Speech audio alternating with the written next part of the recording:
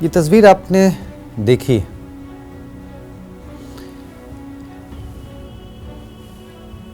एक बच्ची बैठी है, सामने कूड़ा फैला है, जो घर का बचा जूठन लोग फेंक देते हैं कूड़े में, वो बच्ची उसको खा रही है। क्या सब कहा जाए इसके लिए। तस्वीर देखिए और तस्वीर पे आप खुद विचार कीजिए। ये तस्वीर उस अमृत महोत्सव की है, उस अमृत महोत्सव काल की है, जिसके बड़े बड़े बैनर, बड़े बड़े पोस्टर, बड़ी बड़ी बातें सरकारें भी करती हैं, संगठन भी करते हैं और सरकार का पक्ष रखने वाले लोग भी करते हैं कि ये अमृत महोत्सव काल है, कोई भूखा नहीं सो रहा है, बड़ी बड़ी स्पीचेस होती हैं। मैं चाहूँगा यहाँ पर मेरी तस्वीर ना लगे, मैं ना बोलूँ, आप इस मेरी बातों को इस तस्वीर के साथ रिलेट करके सुनिए, समझिए कि मैं किस वक्त की बात कर रहा हूँ और ये तस्वीर क्या कह रही है। क्या ये लड़की मानसिक विक्षिप्त है? अगर ऐसा है तो भी वो सड़क पर क्यों है? अगर वो लड़की भूखी है तो भी सड़क पर क्यों है? सड़क का खाना उठा के क्यों खा रही है? अब कहने को तो ये कहा जाएगा कि भाई ये 140 करोड़ की जनसंख्या है, सरकार सबका ध्यान नहीं रख सकती है, सब के पीछे तो नहीं जा सकते हैं ना प्रधानमंत्री जी और बीजेपी की सरकार। वैसे ये तस्वीर आपको कहाँ की ये बताना तो मैं भूल ही गया। ये तस्वीर है मध्य प्रदेश के विदिशा की। मध्य प्रदेश में 2003 से लेकर 2025 तक, बीच में एक 1.5 साल के लिए कांग्रेस की सरकार जरूर आई थी। 20 साल से भी ज्यादा हो गए हैं बीजेपी की सरकार है। केंद्र में 12 साल से बीजेपी की सरकार है। यह तस्वीर उस मध्य प्रदेश के शहर विदिशा की है और इसको पोस्ट किया है कांग्रेस ने। अब आप कहेंगे कि कांग्रेस है तो राजनीति कर रही है, लेकिन क्या आपका दिल नहीं पसीजा ये तस्वीर देखकर? और सबसे बड़ी बात, आपके मन में क्या आया ये तस्वीर देखकर? क्या वाकई हम अमृत काल में जी रहे हैं? क्या वाकई देश के 80 करोड़ लोगों को जो दावा किया जाता है फ्री अनाज मिल रहा है, ये उसकी तस्वीर है?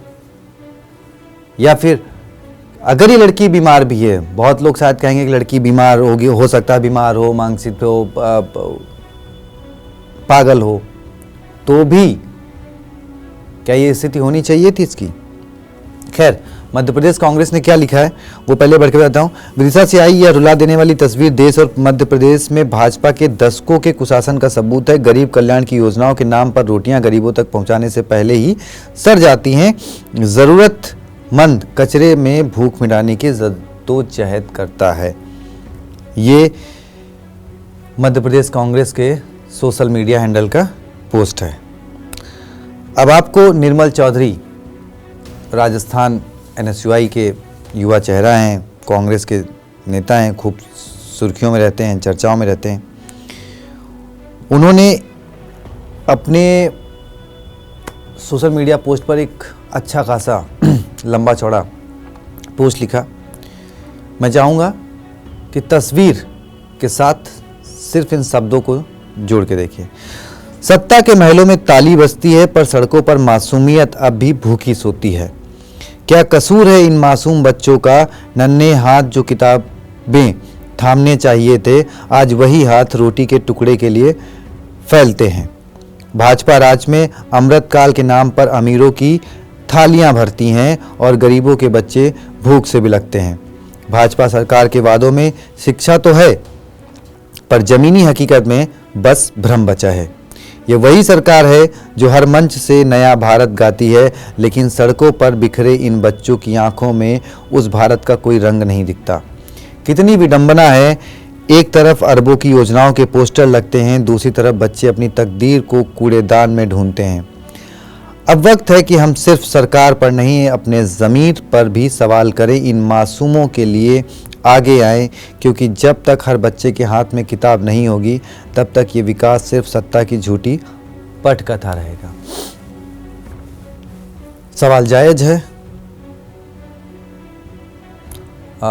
अब आप क्योंकि कांग्रेस के वो नेता हैं तो आप कहेंगे कि भाई सियासत कर रहे हैं, जब उनकी सरकारें थी तो क्या कर रहे थे। चलिए मध्य प्रदेश कांग्रेस के नेताओं ने क्या कुछ कहा, जरा एक बार वो भी आपको पढ़ के सुना देते हैं। नेता प्रतिपक्ष उमंग सिंघार ने कहा कि मुख्यमंत्री जी, यह तस्वीर आपके सुशासन की पोल खोलती है या आपके शासन की सच्ची तस्वीर है, जो बताती है कि विकास के भाषणों के पीछे भूख अब भी जिंदा है और सिस्टम की खामियों ने एक मासूम की ज़िंदगी को कचरे के ढेर तक ढकेल दिया है। पीसीसी चीफ जीतू पटवारी ने कहा कि मुख्यमंत्री को राज्य की ज़मीनी सच्चाई पर नज़र डालनी चाहिए, क्योंकि जनता सब देख रही है। उनके अनुसार तस्वीर सिर्फ एक बच्ची की भूख नहीं, बल्कि एक वह सच्चाई है जो विकास के दावों और वास्तविकता के बीच की खाई दिखाती है। चलिए, एक तस्वीर के बाद सियासत तो हमारे देश में पिछले 70 सालों से चली रही है।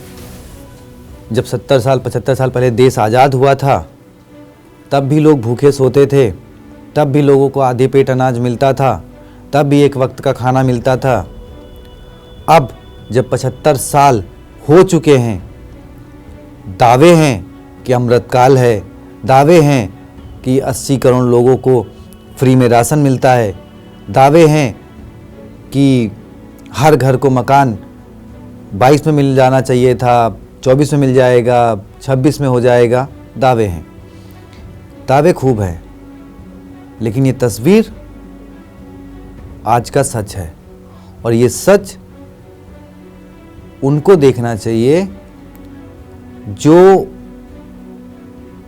बीच सड़क पर खड़े होकर या बीच चौराहों पे खड़े होकर एक पार्टी या एक नेता के नाम का झंडा बुलंद करते हैं।